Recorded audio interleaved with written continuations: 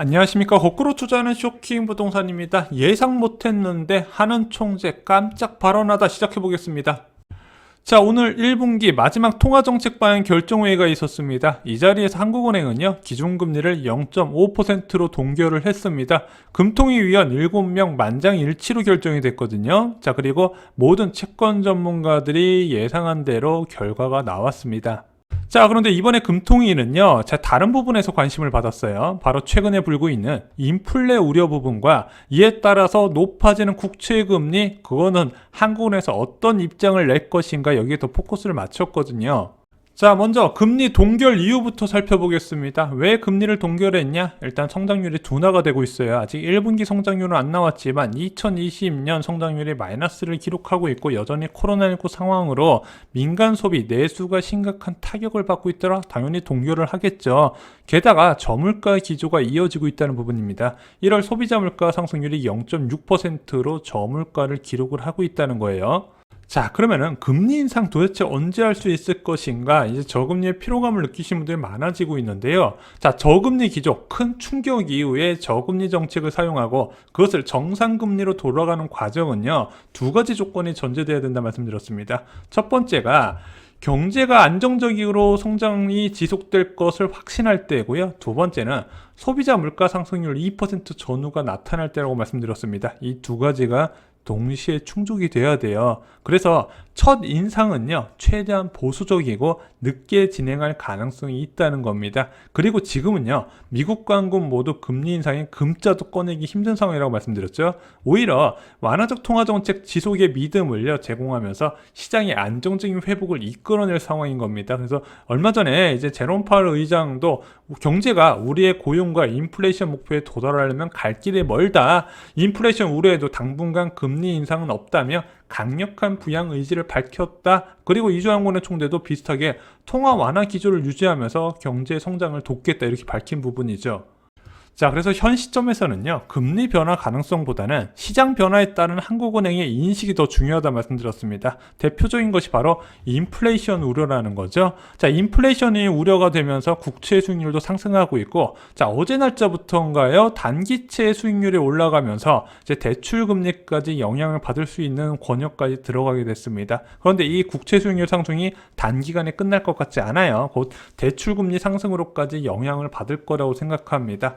자, 그런데 이 인플레이션 우려에 대한 지표가 속속 나오고 있어요. 일단 기대 인플레이션이 2%를 도달했고요. 생산자 물가 지수도 1% 가까운 전월 대비 상승세를 기록을 하고 있습니다. 선제 지표들이 계속해서 인플레이션의 가능성을 나타내고 있어요. 결정적인 부분은요, 수요가 증가해서 인플레이션을 만들다기보다는 공급 부분에서 인플레이션 우려가 더 크다는 부분이죠. 대표적으로 유가, 곡물, 금속 원자재 빠지지 않고 모두 다 급등세가 나타나고 있습니다. 자, 신선식품만 급등하고 있었는데 이제 가공식품까지 올라가고 있어요. 원자재 가격이 올라가다 보니까. 그래서 이제 시작이다. 앞으로 본 게임은 제대로 시작도 안 했다. 물가 상승 급등, 이제 공포가 커질 것이다. 이런 이야기 들어보셨을 겁니다. 결국에는 이 원자재 가격 상승이 서비스 요금까지 인상이 이어질 것이고, 경제가 정상화로 돌아오는 시점에서 감당 못할 물가 상승세가 나타날 수 있다. 이렇게 많이 말씀을 드렸습니다. 자, 결국 한국은행에서 이런 인플레이션을 대비해서 물가 상승률 전망치를 변경했어요. 2021년 올해 상반기에는 1.2%, 하반기는 1.4%를 전망했고요. 연간 기준으로는 1.3%를 제시했습니다. 11월 달에 전망했었던 1.0%보다는 0.3%포인트 더 올렸어요. 2022년은요, 1.4%를 제시했거든요. 그런데 이게 11월 전망치보다 오히려 낮게 전망을 했습니다. 한국은행에서 왜 이것을 낮게 전망을 했을까? 뒤에서 깜짝 놀랄만한 발언이 있습니다. 먼저 올해 물가 상승률 전망치 보겠습니다. 야, 물가 완전 폭등할 것 같은데 겨우 1.3% 잡았을까? 한국은행에서는요, 그렇게 수치를 제시할 수밖에 없습니다. 일단 현재 물가가 바닥이에요. 1분기 내내 바닥을 기게 되기 때문에 2분기, 3분기, 4분기 말년에 올라도 1분기가 바닥이었기 때문에 연간으로 보면 그렇게 높게 올라가지 못할 것이다, 이렇게 봤고요. 현재 민간 소비가 여전히 바닥을 기고 있습니다. 그래서 공급단에서 물가 상승 압박이 있긴 하지만 소비가 제대로 회복되기 이전에 내년에는 이 소비자 물가 급등세를 제대로 판단하기 어렵다 판단을 하는 것 같습니다. 마지막으로 코로나19에 대한 불확실성이 있고 지금도 계속 우리가 예상했던 것보다 이 사태가 길어지고 있는데 앞으로 더 얼마나 더 길어질 줄 알고 물가 상승률을 그렇게 높게 잡을 수는 없다는 부분이죠. 그래서 제가 볼 때는 한국은행이 4월 소비자 물가 상승률이 나오는 5월 4일 이후에 스탠스를 바꿀 거다 지난 영상에서 한번 말씀을 드렸습니다. 그런데 이제 오늘의 메인 내용이에요. 이주랑운의 총재의 흥미로운 기자 간담회 답변이 있었습니다. 자, 기자단에서 이렇게 물어봤습니다. 내년 물가 상승률 전망치를 왜 낮췄냐? 작년 11월에 1.5%로 잡았는데 올해 1.4%로 낮췄네? 왜 낮췄을까 궁금한 거예요. 2020년은 올랐는데. 그랬더니 이주랑운의 총재가 의외의 답변을 합니다. 일단은 전제를 이렇게 얘기해요. 내년 물가 상승률 전망치를 예측하는 건 굉장히 어렵긴 한데 어떻게 답변했냐? 금리가 높아지면은 기저효과로 인해서 물가가 낮아진다 이렇게 언급을 한 겁니다. 그랬더니 제가 이 답변 듣고 깜짝 놀랐어요. 깜빡이를 킨 건가?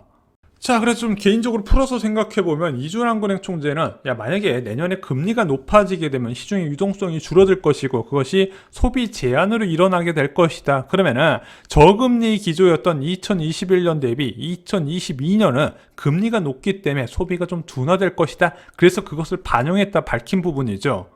자, 이주랑은행 총재가 언급한 금리 인상 부분, 시장 금리가 오른다는 건지 기준 금리가 오른다는 건지는 알 수는 없지만 지금 이제 뉘앙스로 보면은 물가 상승에 반영될 정도의 금리가 오른다는 거는 기준 금리에 해당될 거라고 생각을 합니다. 여러분도 그렇게 생각하실 거라고 생각을 해요. 결국에는 이 기준 금리가 올라가면서 유동성이 회수된다는 얘기인데 잘 보세요. 한국은행 소비자 물가 상승률 전망치는 1% 초반이에요. 1.3% 그리고 1.4%입니다. 그럼에도 불구하고 금리 인상 가능성을 언급하는 부분은 성장률만 보고도 금리 인상을 할 수 있겠다. 이 부분 좀 여러분들이 포커스를 맞추셨으면 좋겠습니다. 자, 추가로 성장률 부분도 언급이 됐습니다. 기존 전망치 3%를 유지했습니다. 작년 11월에 나왔던 전망치를 3% 그대로 유지했어요. 상반기에 2.6%, 하반기에 3.4% 기록할 것 같은데 먼저 수출 경제 회복세가 경제 상방 요인이고요. 코로나19 장기화가 경제 하방 요인으로 언급을 했습니다. 그러면은 지금 수출은 앞으로도 좀 잘 나갈 것 같은데 이 내수 시장 회복의 핵심인 코로나19 장기화는 언제 끝날까? 이주랑은행 총재도 결국에는 백신에 달렸다 이렇게 언급을 한 부분입니다.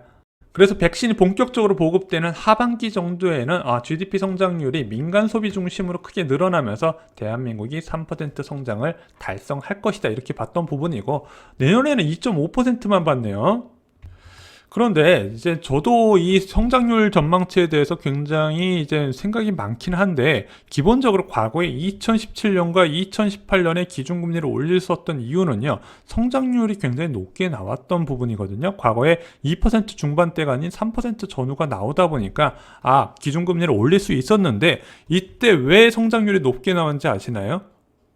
반도체 슈퍼사이클. 반도체가 너무 잘 나가다 보니까 투자도 많이 늘어났고 이제 아무래도 수출도 잘 되다 보니까 전체적인 성장률을 크게 올렸다는 부분인데 지금 반도체 슈퍼사이클 초입에 들어갔던 부분이거든요. 그럼 제가 볼 때는 이 반도체 슈퍼사이클이 진행되는 동안에는 GDP 성장률이 높게 나타날 수 있다 이렇게 보고 있습니다. 그래서 개인적으로는 한국은행 전망치보다는 2.5%보다는 별다른 블랙스완이 없다면 높게 나타날 가능성이 있다고 보고 있어요.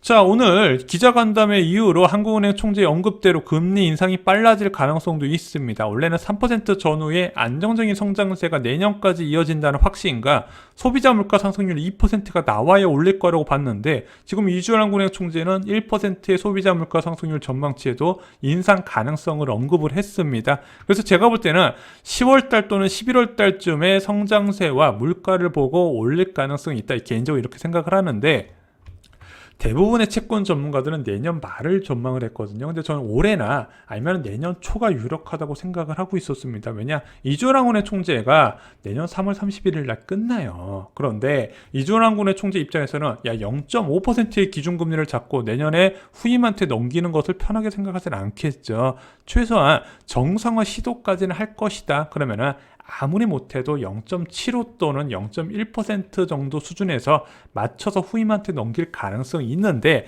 그러려면 적어도 10월에서 11월 달에 기준금리 인상을 해야 된다. 그래야 11월 달 정도에는 기준금리 인상을 해야 이제 유동성이 축소에 따라서 내년 소비자 물가 상승률이 둔화될 가능성이 조금 있다는 부분이죠.